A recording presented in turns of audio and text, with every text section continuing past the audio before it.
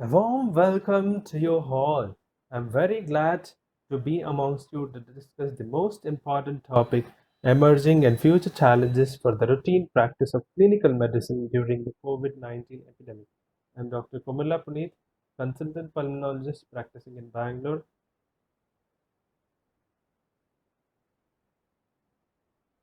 So, before I start, the advisory and the observations in this documents are based on whatever evidence is available at the present.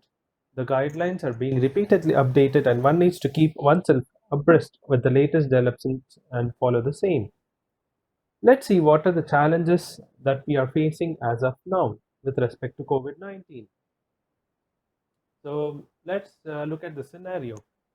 The current coronavirus is the one which had caused the SARS, but now it is a highly mutated and contagious version called the novel coronavirus, and the disease is called the COVID-19. We, the healthcare workers, are the frontline warriors.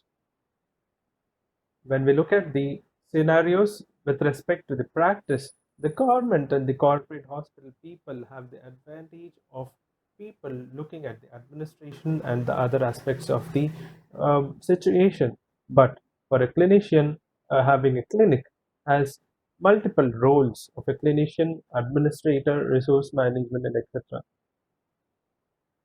Hence, I'm making an attempt here to derive the best of the advice from the existing guidelines from the WHO or the Ministry of Health and Family Welfare, Government of India, and other available resources. Let's see what are the specific challenges that we are facing during the COVID 19. They are the non availability of the specific treatment. That's all what we are all aware of, and the absence of the vaccine, which is still undergoing trials. We all know the mode of transmission of this particular disease. It may be a person to person, it may be through fomites, it may be through many of the poor respiratory hygiene and etiquettes and inadequate sterilization protocols. So we are also trying to look into the what are the other modes of transmission.